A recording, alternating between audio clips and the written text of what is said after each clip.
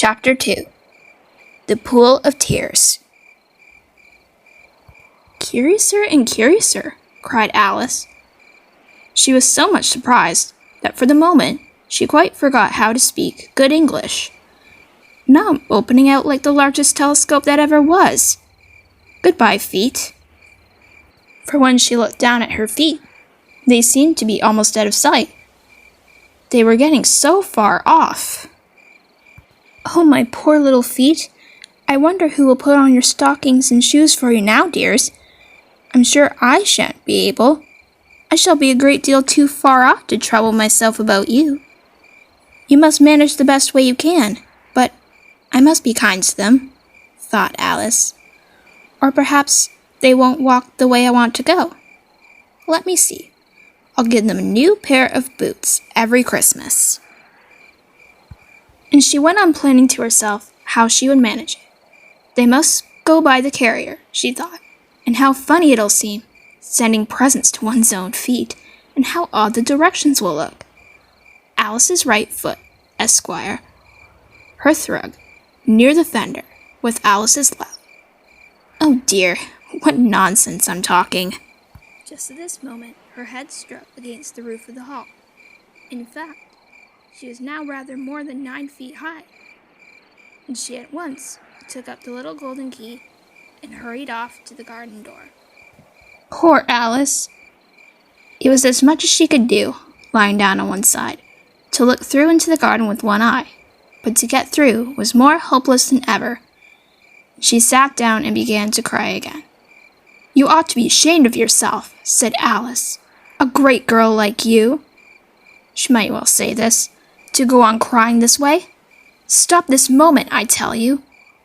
But she went on all the same, shedding gallons of tears until there was a large pool all around her, about 4 inches deep and reaching half down the hall.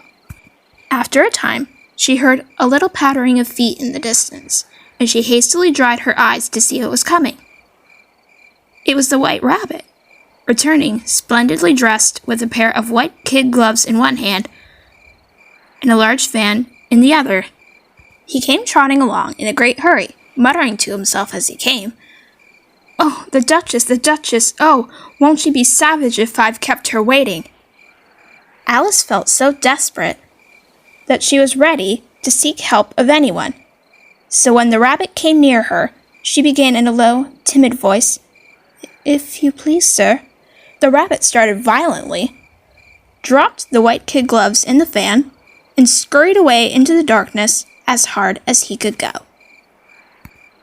Alice took up the fan and gloves, and, as the hall was very hot, she kept fanning herself all the time she went on talking.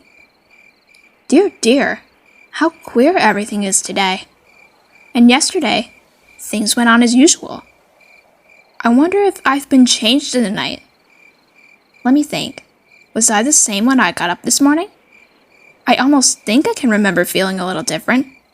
But if I'm not the same, the next question is, who in the world am I? Ah, that's the great puzzle." And she began thinking over all the children she knew that were of the same age as herself, to see if she could have been changed for any of them. "I'm sure not Ada," she said, "for her hair goes in such long ringlets, and mine doesn't go in ringlets at all. And I'm sure it can't be Maybelle, for I know all sorts of things, and she knows so very little. Besides, she is she, and I am I, and, oh dear, how puzzling it all is. I'll try, if I know all the things I used to know. Let me see.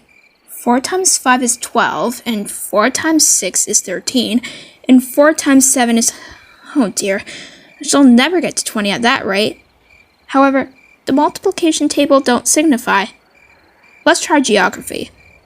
London is the capital of Paris, and Paris is the capital of Rome, and Rome... No, that's all wrong. I'm certain I must have been changed for Maybelle. I'll try and say, how doth the little?" And she crossed her hands on her lap as if she were saying lessons and began to repeat it. but her voice sounded hoarse and strange, and the words did not come the same as they used to. How doth the little crocodile improve his shining tail, and pour the waters of the Nile on every golden scale? How cheerfully he seems to grin, how neatly spreads his claws, and welcome little fishes in with gently smiling jaws. I'm sure those are not the right words, said poor Alice, and her eyes filled with tears again as she went on. I must be Mabel after all, and I shall have to go and live in that poky little house, and have next to no toys to play with, and oh, ever so many lessons to learn. No, I've made up my mind about it. If I'm Mabel, I'll stay down here. It'll be no use their putting their heads down and saying, Come up again, dear. I shall only look up and say, Who am I then? Tell me that first, and then, if I like being that person, I'll come up. If not, I'll stay down here until I'm someone else. But oh dear, cried Alice with a sudden burst of tears, I do wish they would put their heads down. I'm so very tired of being all alone here. As she said this, she looked down at her hands, and was surprised to see that she had put on one of the rabbit's little white kid gloves while she was talking. How can I have done that? She thought. I must be growing small again. She got up and went to the table to measure herself by it, and found that as neatly as she could guess, she was now about 2 feet high, and was going on shrinking rapidly. She soon found that the cause of this was the fan she was holding, and she dropped it hastily, just in time to save herself from shrinking away altogether. That was a narrow escape, said Alice, a good deal frightened at the sudden change, but very glad to find herself still in existence.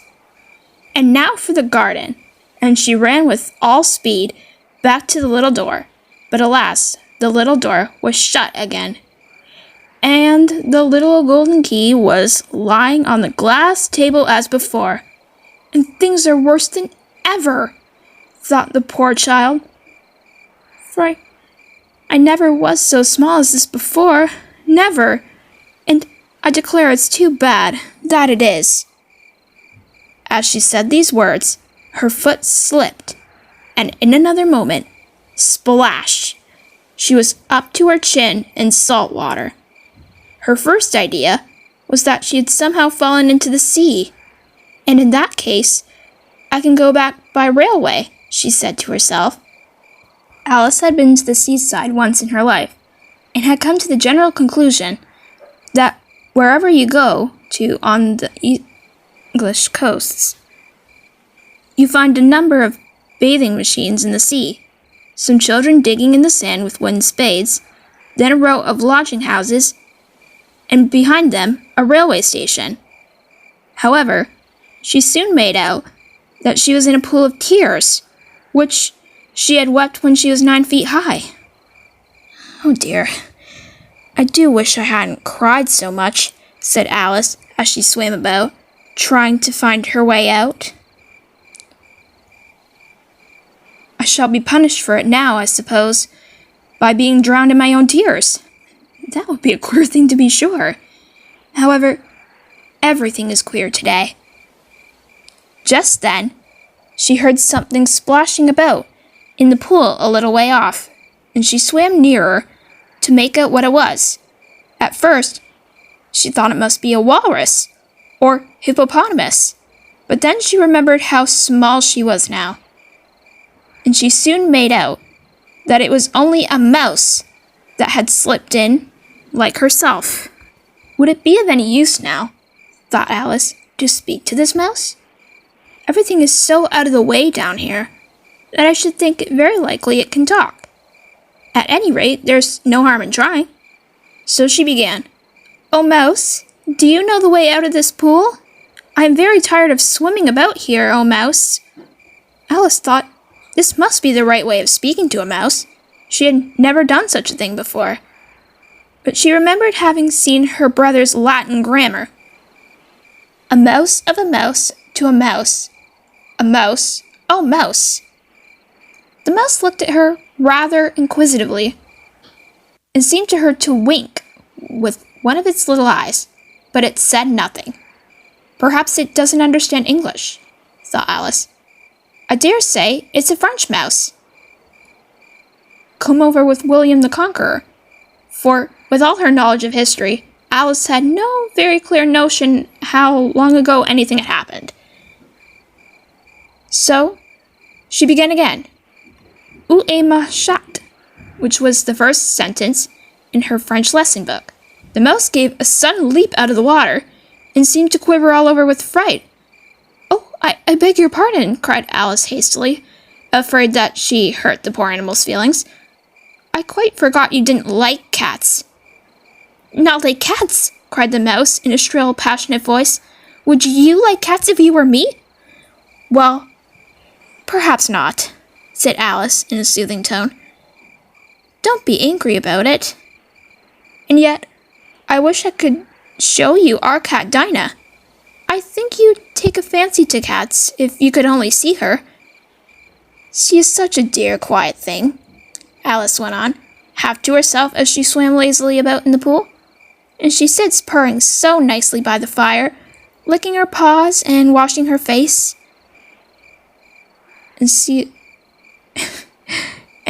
is such a nice soft thing to nurse. And she's such a capital one for catching mice. Oh, I beg your pardon, cried Alice again, for this time the mouse was bristling all over, and she felt certain it must be really offended. We won't talk about her any more if you'd rather not. We, indeed, cried the mouse, who was trembling down to the end of its tail, as if I would ever talk on such a subject. Our family always hated cats. Nasty, low, vulgar things. Don't let me hear the name again. I won't indeed, said Alice, in a great hurry to change the subject of conversation. Are you fond of dogs? The mouse did not answer, so Alice went on eagerly. There is such a nice little dog near our house, I should like to show you. A little bright-eyed terrier, you know, with, such long curly brown hair, and it'll fetch things when you throw them. And it'll sit up and beg for its dinner and all sorts of things. I can't remember half of them. And it belongs to a farmer, you know. And he says it's so useful, it's worth £100. He says it kills all the rats and, oh dear, cried Alice in a sorrowful tone. I'm afraid I've offended it. Again.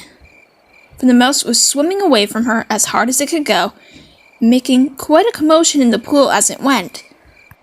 So she called softly after it, Mouse dear, do come back again, and we won't talk about cats or dogs either if you don't like them. When the mouse heard this, it turned round and swam slowly back to her. Its face was quite pale, with passion, Alice thought. And it said in a low, trembling voice, Let us get to the shore, and then I'll tell you my history, and you'll understand why it is that I hate cats and dogs. It was high time to go, for the pool was getting quite crowded with the birds and animals that had fallen into it. There was a duck, and a dodo, a lory, and an eaglet, and several other curious creatures. Alice led the way, and the whole party swam to the shore.